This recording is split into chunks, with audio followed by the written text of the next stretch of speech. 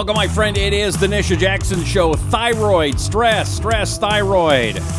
They go together, and what does that mean? And how bad is having something wrong with your thyroid? I'm Rusty Humphreys. I'm your humble MC, and it appears I am the worst case scenario for every single one of Nisha Jackson's programs lately. Low thyroid. It's just what was the other one? Oh, low testosterone. I'm the poster boy. So if you look like this, you better go see her in the office. We're getting you back on track though, and I'm really excited for this journey for you. Okay, I'm excited. We're gonna overhaul your everything. Okay, good. Now, last time we talked about thyroid and what it meant and what were the symptoms, and I did a lot of check, sleepy, check, right. Rage, check. So there's a lot of that. I think a lot of people can check marks and think that maybe they have low thyroid, right? Right. So the low thyroid, just to recap from last time, your thyroid is a butterfly shaped gland that's in your neck, right in the middle of your neck here. It is very vulnerable to stress. It's very vulnerable to different types of stress, and that would include like not sleeping chronically well at night, not eating well, having your blood sugar go up and down because your diet stinks. It could be that you have a lot of emotional stress. It could be that you're suffering from something else. It could be that your medication is causing stress on your body. So there's a lot of things that go on with people that over time causes your thyroid to not function in an optimal level. So some of the symptoms of low thyroid, and I always focus on low thyroid, Rusty, because it's by far the most common problem today with the thyroid. So some of the symptoms of low thyroid would be fatigue. I just want to go over these really quickly. Fatigue or exhaustion, especially like hitting the wall in the afternoon. Your hair is really dry and falling out. By the way, hair. I was just thinking today, this is the most incredible phenomena for women. Like you can start out looking in the makeup mirror in the morning and you have no like chin hairs. And then I swear to you, by 5 o'clock, you could have a chin hair, like one hair that's like 4 inches long. You've never had a chin hair in your life. No, I swear to you. Of course I have, like every woman has. But of course we have to get to it. And this is how women help each other. Like, hey, there's a hair there. You gotta get it off your face. Yeah. So you've got that. We've got the ear hair, which is just, I don't get it at all. I'm a big supporter of the Lord, but there's a couple of bad design flaws that I'd like to have a little chat with him about. By the way, your hair looks really good right now. Just sticking up. Yeah, that's good. That's really nice. That's working for me. All right, keep going. I'll fix the hair. Okay.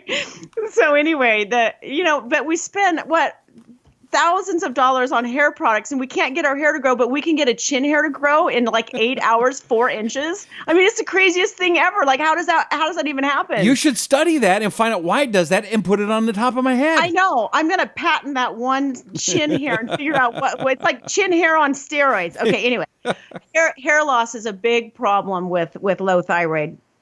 Cold hands, cold feet, dryness of the skin, cracky heels, cracking elbows, body pain, even pain on the bottom of your feet when you get out of bed in the morning, cold intolerance or even heat intolerance, excessive sweating, cold hands, cold feet, racing heart or irregular heart rate.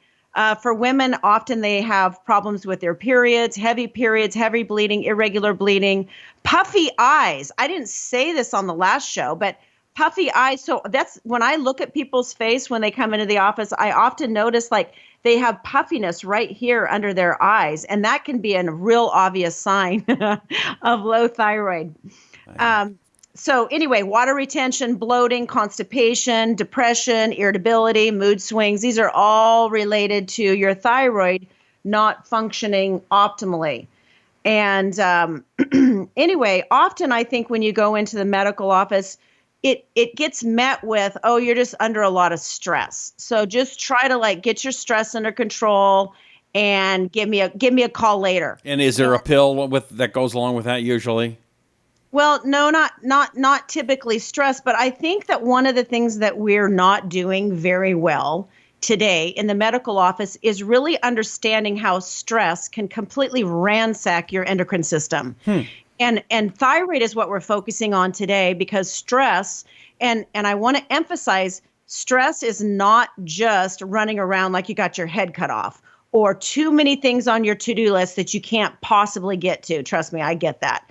Or having a stressful environment. It might not be any of those things, because I see women in their 60s in my office that are retired and actually have a great life, but they're not sleeping at night.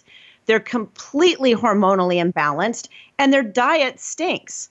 So that is a form of stress. So there's a lot of different forms of stress that people experience that can affect the thyroid.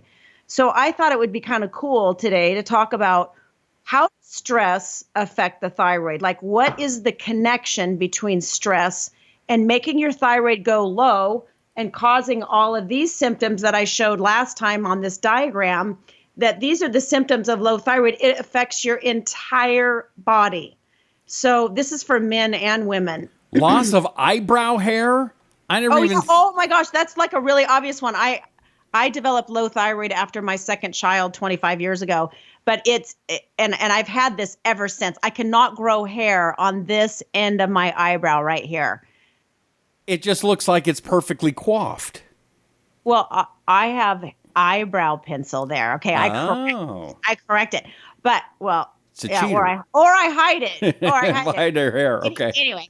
But yeah, if you've lost the hair on the outer 1/3 of your eyebrows, that is very likely low thyroid, unless you've like shaved it off or something. But I don't know why you would do that. But anyway, so that's Whoopi Goldberg does. And like you said, I don't know why anybody do that. Anyway. Yeah. So low thyroid is a real problem for people. And I think that you've got to be able to make the connection. I want people to make the connection between high stress lifestyle or poor lifestyle habits and making your thyroid go low. Because when your thyroid's low, who wants to feel like that? Who wants to gain weight, have their hair fall out, and get depressed? Is it an easy fix, or does this take a long time to fix low thyroid? I think it's very easy to fix.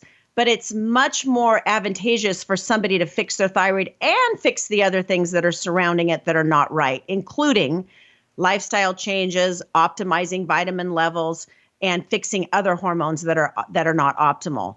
So let's talk about what is the connection between low thyroid and stress. So First of all, stress, unfortunately, depresses the signals from the brain to the thyroid. So just remember, everything starts in the hypothalamus. The signaling hormones start in the hypothalamus. They send signaling hormones releasing hormones down to the pituitary in the middle part of the brain. And then that pituitary gland sends signals out to the thyroid in the neck for the thyroid to make hormones. It also sends signals out to the adrenal glands, which are your stress glands that sit on top of your kidneys that help manufacture stress hormones to basically keep you alive. And it also sends signaling hormones from the pituitary down to the gonads for men, the testes, to make testicular hormones, sex hormones, and also to the ovaries. Isn't that cool? That's cool. So then once the endocrine system gets the signals, those glands get the signals from the brain, then it starts making hormones and they circulate out into your body. This is a very simplified fashion explanation. And then those signaling hormones go back to the brain just like a thermostat, and it gives it messages back to the brain to make more or less depending on how much is being produced. So now that we've got that little simplified picture, I want to say that with stress actually changes the signals that are coming from the brain. That ain't good, Rusty. Okay. Because when it suppresses the signals coming from the brain, that means less signals are going from your brain, the pituitary, to the thyroid. And then the thyroid's like, hey, cool, I don't have to make as much thyroid hormone because I ain't getting the signal. If you don't get the signal, then you don't make enough thyroid hormone. And then you end up with these problems. So that is kind of like it's much more dramatic than that. It's much more complicated than that. But that's exactly what's happening is it's messing up the hypothalamic pituitary access to the endocrine system. So it's changing the signals, it's suppressing them.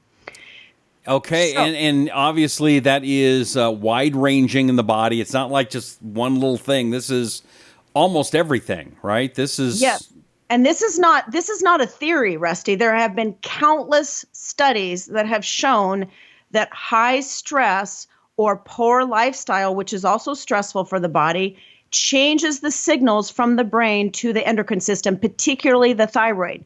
So that's why we have people walking around with low thyroid that are perfectly healthy people, because they're too stressed out. Now, what if it does 0 plus 0 equals 0? So what if I have bad diet and high stress? Does that cancel each other out and make it better? Probably. No, that does not neutralize. That does not help. That's not neutral. That's okay. Negative. Just making sure. All right. Yeah. And I'm guessing a lot of people have that issue. Yes, absolutely.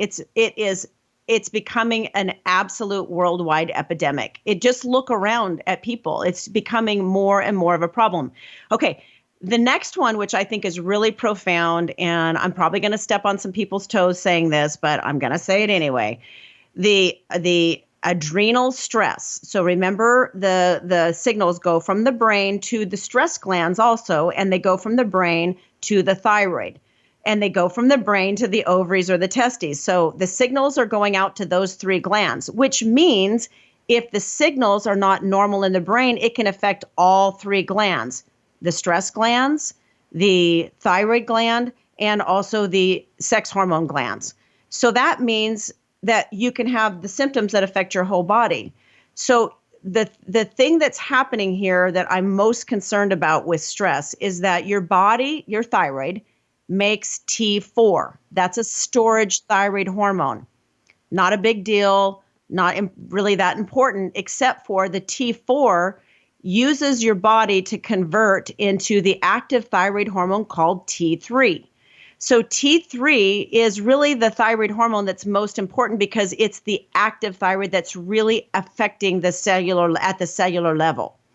So unfortunately, the conversion from T4 to T3, the active thyroid, there's certain things that have to happen for that conversion to take place. Stress interferes with the conversion of T4 to T3.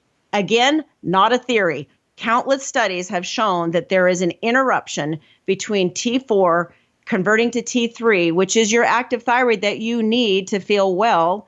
Stress interferes with that conversion, not with everybody, but with many people. And it happens, especially if stress is prolonged. Is that one of those things that some doctors just aren't going to agree with you, or they don't want to hear that kind of thing? How dare you suggest that hormones are going to be affected by stress? Right. Well, when I first started practicing medicine in 1990, we checked all the thyroid levels. And somewhere along the line, I don't know when this actually started happening because I've been practicing for a long time. I don't know when it started happening, but somewhere along the line, they stopped teaching in med school that medical providers and practitioners they don't need to test the whole thing.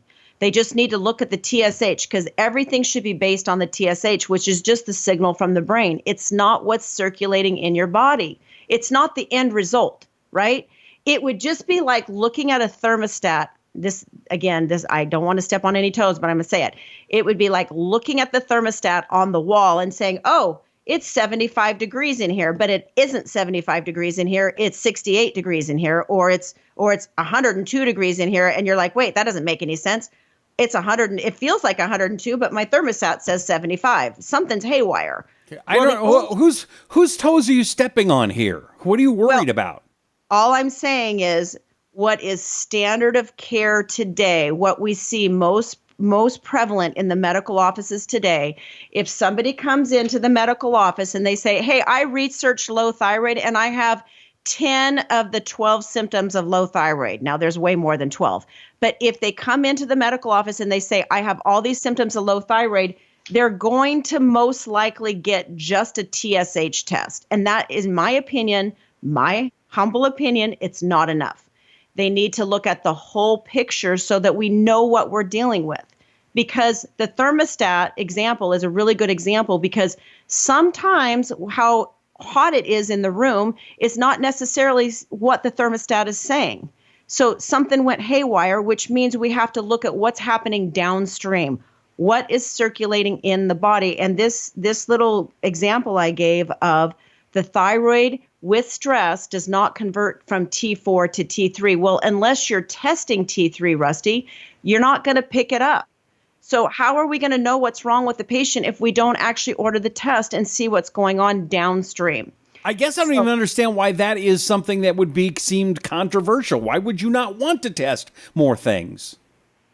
I don't know why we are training medical providers today to not test the whole picture, because I believe we would be identifying problems and getting people healthier. Low thyroid causes high cholesterol. Why in the world would we put people on high cholesterol meds instead of just treating their thyroid?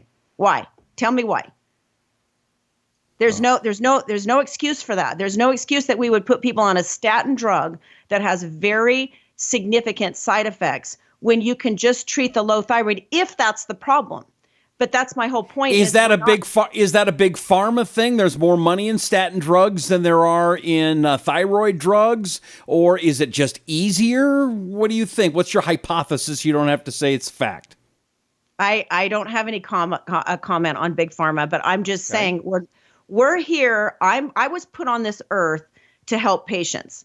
I wasn't put on this earth to figure out what insurances cover and what standard, what all of a sudden somebody changed the rule that we should never check circulating thyroid hormones. If somebody has symptoms of low thyroid, all I'm saying is we're not doing them a service by not checking the whole picture, because we're going to send them on their merry way if the TSH is normal. And it could be normal because the range for a TSH is so broad that if you're sitting all the way down at the upper end or the lower end, you're going to be told most likely you're fine.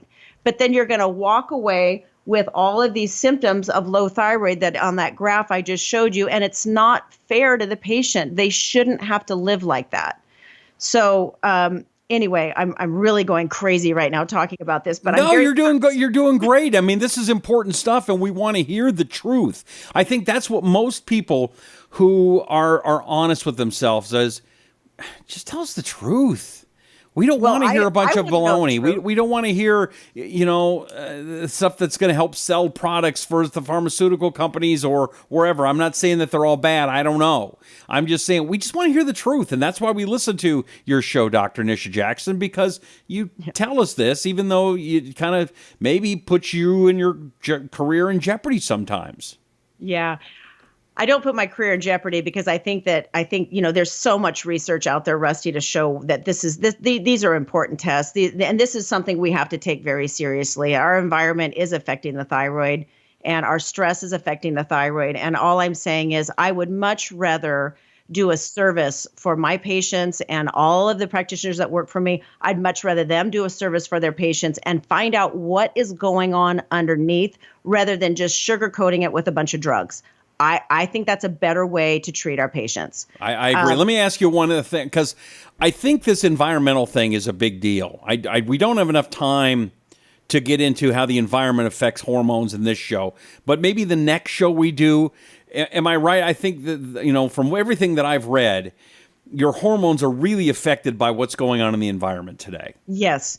Absolutely. We're going to do a show on plastics, like how even drinking from plastic bottles and heating up things in a microwave in plastics and all of the exposure, getting into a car that's hot and all of the plastics that, our cars are plastic, all the heat that's heating up the plastics is emitting even fumes that you're inhaling because you absorb really well through your lungs, right? All of these things cause your hormones to be disrupted. So we're going to do a whole show on that because that's fascinating how it completely disrupts your endocrine system. So does the big red cup that you have at parties, does that just get your hormones all juiced up? Yeah, the red Solo cup causes some damage. Yes.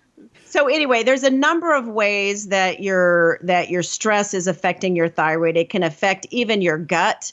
The substances that are coming from the environment have to be going through your gut, can weaken your immune system, which then can cause thyroid disruption.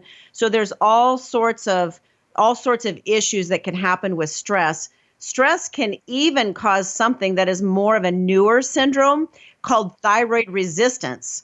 So now your body is resistant to even the thyroid hormones that it's making. It's not being active at the cellular site. So there's so many things that can happen, but the most important take-home message on this show today is that if you're under a lot of stress, and I don't care if it's emotional stress by, dealing with negative people in your life, not sleeping well at night. It could be stress from your diet, where your diet's just really toxic and you have too much sugar and flour in your diet and your blood sugar is going up and down.